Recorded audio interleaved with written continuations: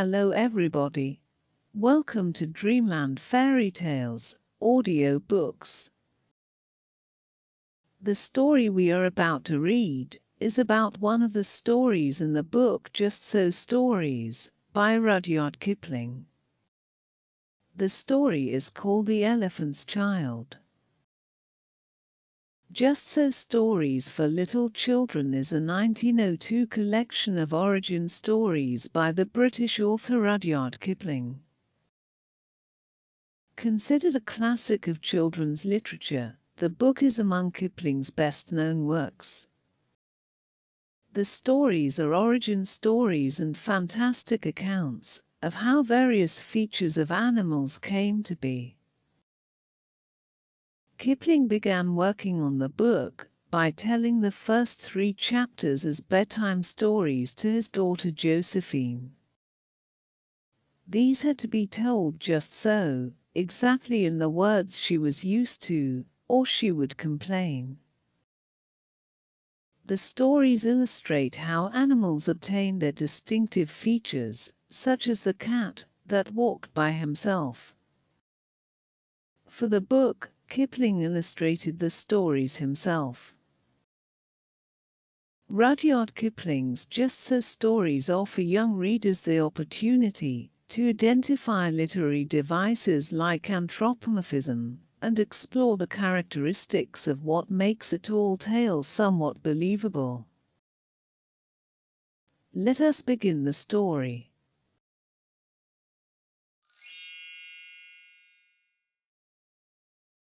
In the high and far-off times the elephant, O best beloved, had no trunk. He had only a blackish, bulgy nose, as big as a boot, that he could wriggle about from side to side, but he couldn't pick up things with it. But there was one elephant, a new elephant, an elephant's child, who was full of satiable curiosity, and that means he asked ever so many questions. And he lived in Africa, and he filled all Africa with his satiable curiosities. He asked his tall aunt, the ostrich, why her tail feathers grew just so, and his tall aunt the ostrich spanked him with her hard claw. He asked his tall uncle, the giraffe, what made his skin spotty, and his tall uncle, the giraffe, spanked him with his hard hoof. And still he was full of satiable curiosity. He asked his broad aunt, the hippopotamus, why her eyes were red, and his broad aunt, the hippopotamus, spanked him with her broad hoof.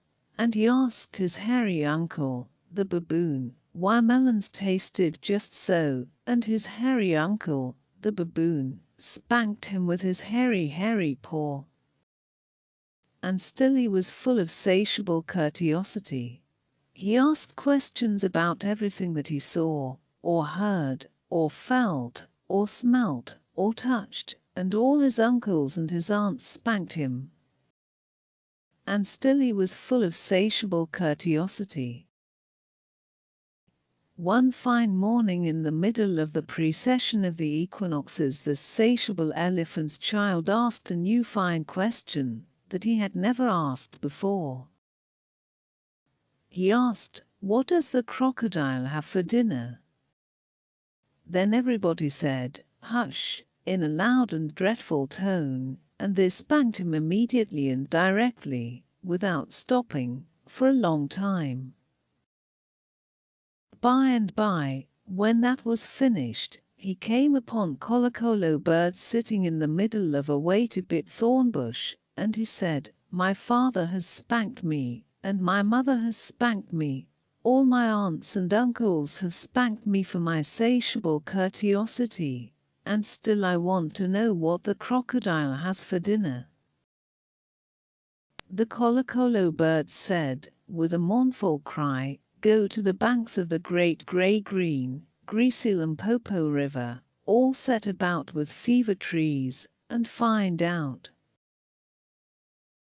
That very next morning, when there was nothing left of the equinoxes, because the procession had proceeded according to precedent, the satiable elephant's child took 100 pounds of bananas, the little short red kind, and 100 pounds of sugar cane, the long purple kind, and 17 melons, the greeny crackly kind, and said to all his dear families, "Goodbye.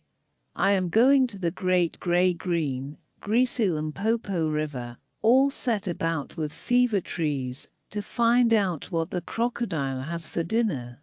And they all spanked him once more for luck, though he asked them most politely to stop. Then he went away, a little warm, but not at all astonished, eating melons, and throwing the rind about, because he could not pick it up. He went from Grahamstown to Kimberley, and from Kimberley to Khama's country, and from Khama's country he went east by north, eating melons all the time, till at last he came to the banks of the great grey-green, greasy Limpopo River, all set about with fever trees, precisely as Kolokolo Bird had said. Now you must know and understand, O best beloved, that till that very week, and day, and hour, and minute, the satiable elephant's child had never seen a crocodile, and did not know what one was like. It was all his satiable curiosity. The first thing that he found was a bicolored python rock snake curled around a rock. "Excuse me," said the elephant's child most politely, "but have you seen such a thing as a crocodile in these promiscuous parts?" "Have I seen a crocodile?" said the bicolored python rock snake, in a voice of dreadful scorn. "What will you ask me next?" "Excuse me," said the elephant's child, "but could you kindly tell me what he has for dinner?" Then the bicolored python rock snake uncalled himself very quickly from the rock, and spanked the elephant's child with his scalesome, flailsome tail. "That is odd," said the elephant's child, "because my father and mother, and my uncle and my aunt, not to mention my other aunt, the hippopotamus, and my other uncle, the baboon, have all spanked me for my satiable curiosity, and I suppose this is the same thing." So he said goodbye very politely to the bicolored python rock snake, and helped to coil him up on the rock again, and went on, a little warm, but not at all astonished, eating melons, and throwing the rind about, because he could not pick it up, till he trod on what he thought was a log of wood at the very edge of the great grey-green greasy Limpopo River, all set about with fever trees. But it was really the crocodile, O best beloved, and the crocodile winked one eye like this. "Excuse me," said the elephant's child most politely, "but do you happen to have seen a crocodile in these promiscuous parts?" Then the crocodile winked the other eye, and lifted half his tail out of the mud, and the elephant's child stepped back most politely, because he did not wish to be spanked again. "Come hither, little one," said the crocodile. "Why do you ask such things?"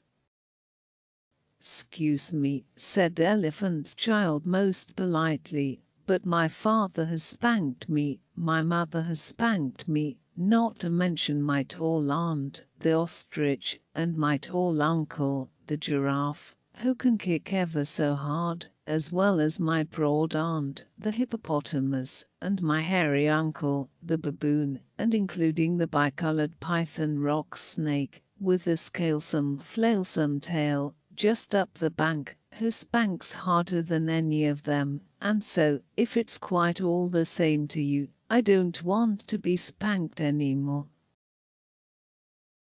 "Come hither, little one," said the crocodile, "for I am the crocodile," and he wept crocodile tears to show it was quite true. Then the elephant's child grew all breathless, and panted, and kneeled down on the bank and said, "You are the very person I have been looking for all these long days. Will you please tell me what you have for dinner?" "Come hither, little one," said the crocodile, and a whisper.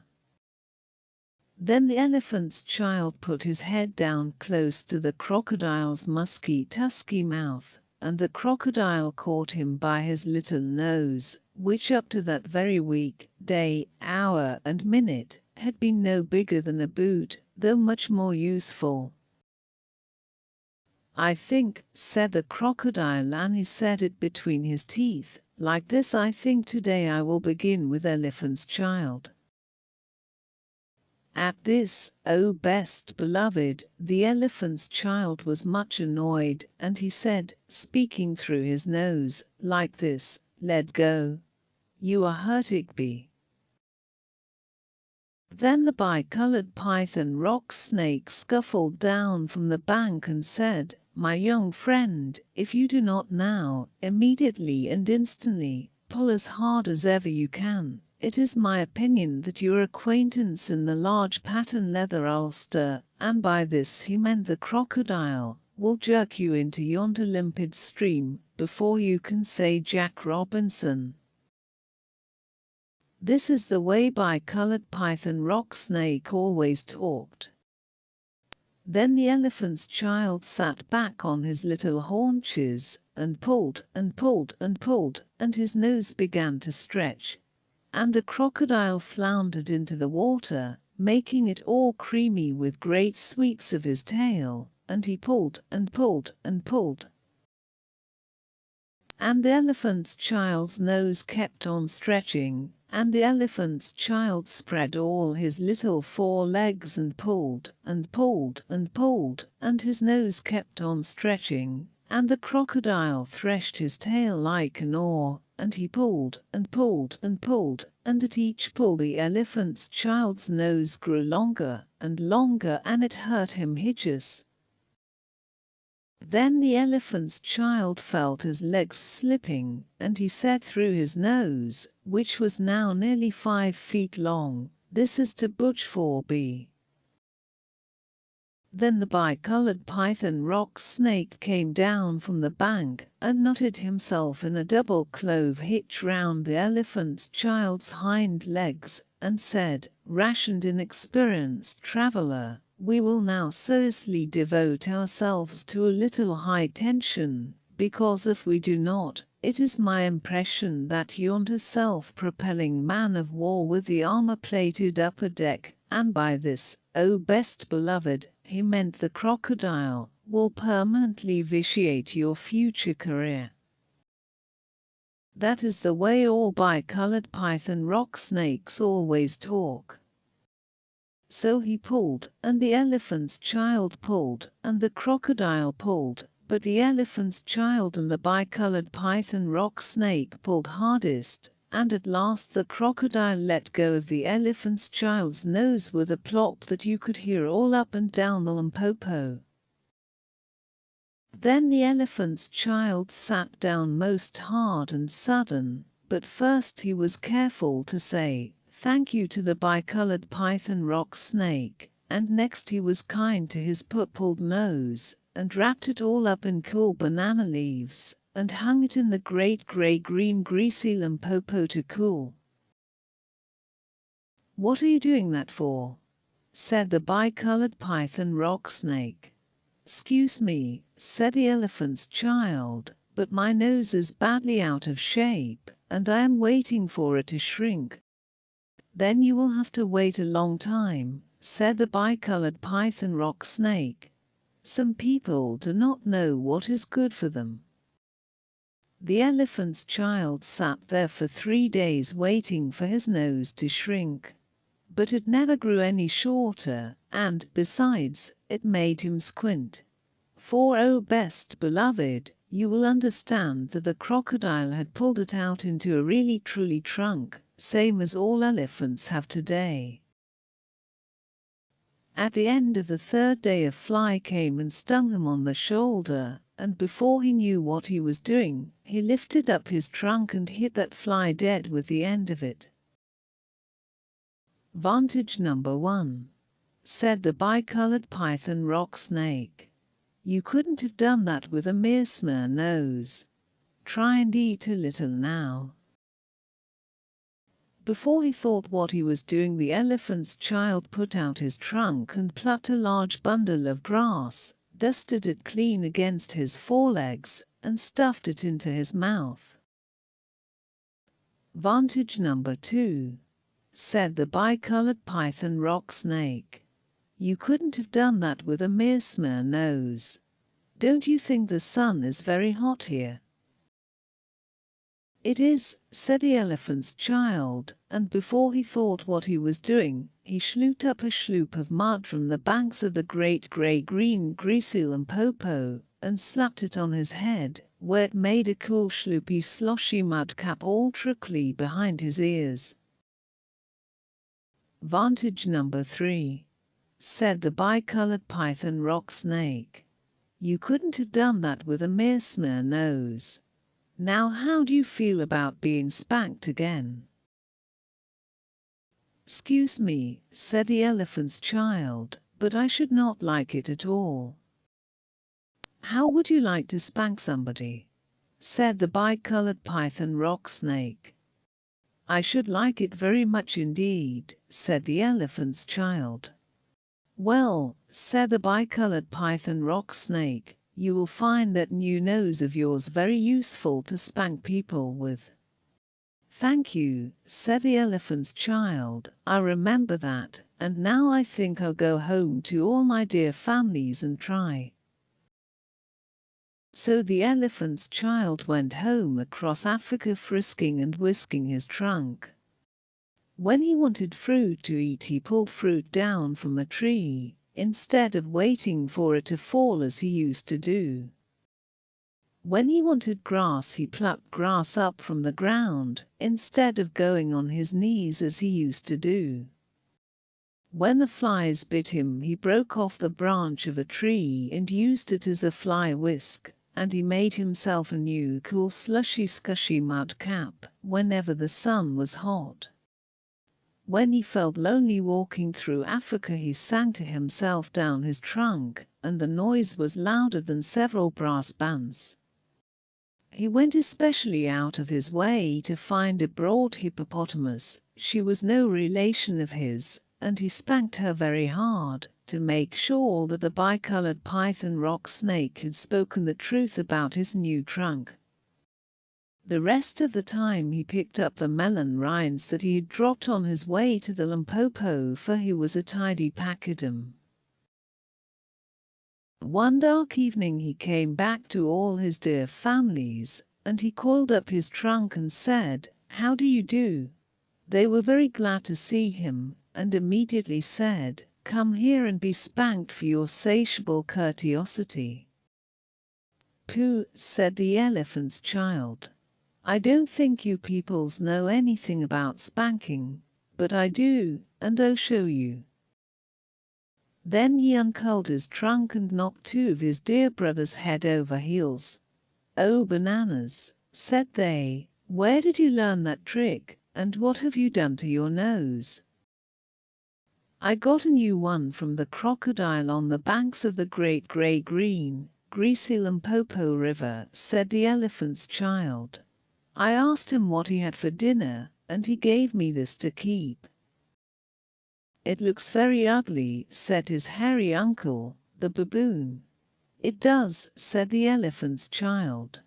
"But it's very useful," and he picked up his hairy uncle, the baboon, by one hairy leg, and hove him into a hornet's nest.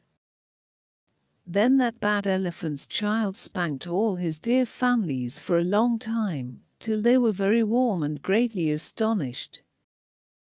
He pulled out his tall ostrich aunt's tail feathers, and he caught his tall uncle, the giraffe, by the hind leg, and dragged him through a thorn bush, and he shouted at his broad aunt, the hippopotamus, and blew bubbles into her ear when she was sleeping in the water after meals. but he never let anyone touch the kolokolo bird. At last things grew so exciting that his dear families went off one by one in a hurry to the banks of the great grey-green, greasy Limpopo River, all set about with fever trees, to borrow new noses from the crocodile. When they came back, nobody spanked anybody any more, and ever since that day, O best beloved, all the elephants you will ever see, besides all those that you won't, have trunks precisely like the trunk of the satiable elephant's child. And that is the tale The Elephant's Child by Rudyard Kipling. You might also enjoy this interesting story about how the rhinoceros got his skin.